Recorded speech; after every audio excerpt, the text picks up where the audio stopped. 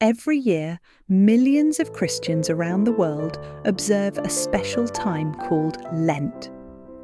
But what exactly is Lent? Imagine travelling back almost 2,000 years to where it all began. Lent is a 40-day period of preparation before Easter, Christianity's most important celebration. It's a time of reflection, repentance, and renewal.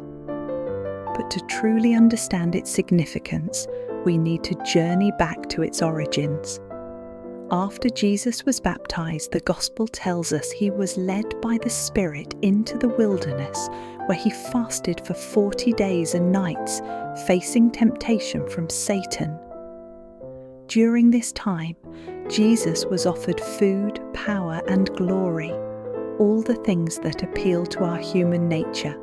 Yet he refused them all, choosing instead to remain faithful to God's path. The number 40 appears throughout the Bible as a time of testing and preparation.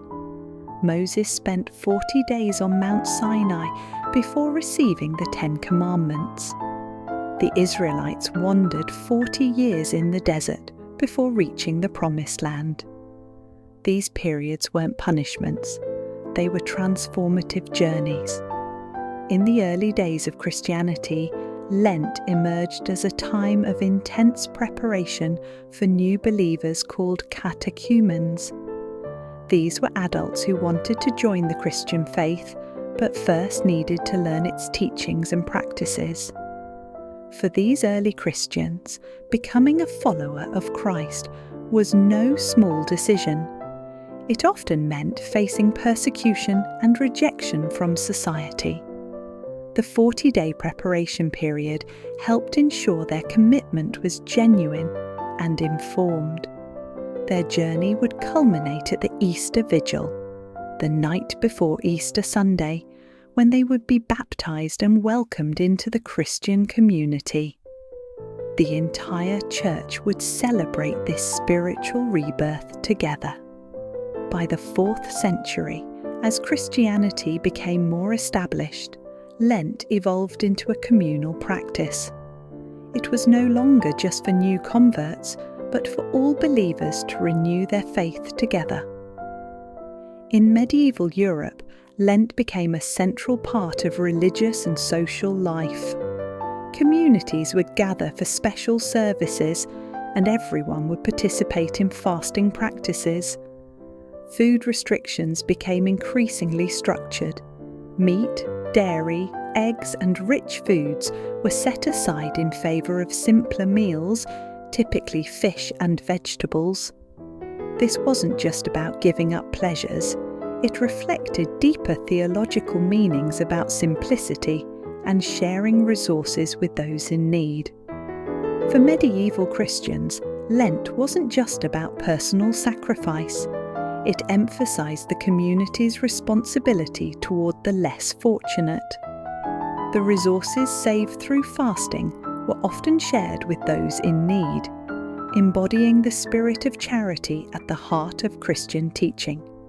Today, Lent begins with Ash Wednesday, when Christians receive ashes on their foreheads in the shape of a cross. The priest or minister says, "Remember that you are dust, and to dust you shall return." These ashes come from burning the palm branches from the previous year's Palm Sunday celebrations, a powerful symbol of how our moments of triumph are temporary in this life. The ashes remind us of our mortality, that our time on earth is limited and precious. This isn't meant to be depressing, but rather to inspire us to consider what truly matters in our lives and how we're using the time we have. Traditionally, Lent focuses on 3 spiritual practices: prayer, fasting, and almsgiving. Think of them as a 3-legged stool. Each one supports and balances the others. Prayer during Lent involves setting aside more time to connect with God. Many use special devotional readings or attend additional worship services. It's like scheduling regular heart-to-heart conversations with your closest friend. fasting has evolved over time. While some traditions maintain strict food rules, many modern observers choose to give up something meaningful to them, like social media, shopping, or streaming services. Others might choose a partial fast, like skipping one meal a day or giving up a favourite food. Almsgiving means sharing resources with those in need. This might involve donating money to charitable organisations, volunteering time at a shelter, or simply paying more attention to the needs of others around us. Around the world, Lent is observed with fascinating cultural variations. In many Latin American countries, elaborate processions reenact the Stations of the Cross. In Eastern Orthodox traditions, the fast is particularly strict, with many meals being completely vegan. Many families create Lenten calendars to mark the 40-day journey, removing one link from a paper chain each day or colouring in squares on a homemade calendar. This helps children visualise the path toward Easter. In our digital age, many choose to limit screen time during Lent, replacing hours on social media with reading, prayer, or quality time with loved ones. It's a modern adaptation of an ancient practice of simplifying life to focus on what matters most. Some plant Lenten gardens, starting seeds indoors during the late winter that will sprout and grow throughout the season, serving as a visible reminder of the spiritual growth we hope to experience. As Lent progresses, it culminates in Holy Week, the final week before Easter that commemorates the last days of Jesus' life. It begins with Palm Sunday, celebrating Jesus' triumphal entry into Jerusalem when crowds welcomed him with palm branches. On Maundy Thursday, Christians remember the Last Supper, when Jesus shared bread and wine with his disciples and washed their feet, establishing practices that would become central to Christian worship. Good Friday marks the crucifixion of Jesus, a sombre day of remembering his suffering and death. Many churches hold special services where the sanctuary is gradually darkened, symbolising the darkness that fell as Jesus died. Holy Saturday represents the time Jesus spent in the tomb, a day of waiting and contemplation. The church stands quiet, with decorations removed or covered, symbolising the absence of Christ from the world during this time.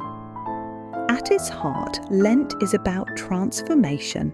Like a caterpillar in a cocoon or a seed in the ground, sometimes we need periods of darkness and struggle before we can emerge renewed.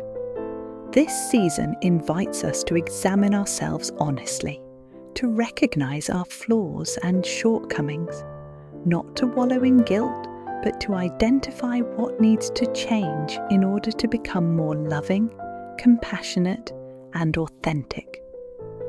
The disciplines of Lent aren't meant to be empty rituals or tests of willpower.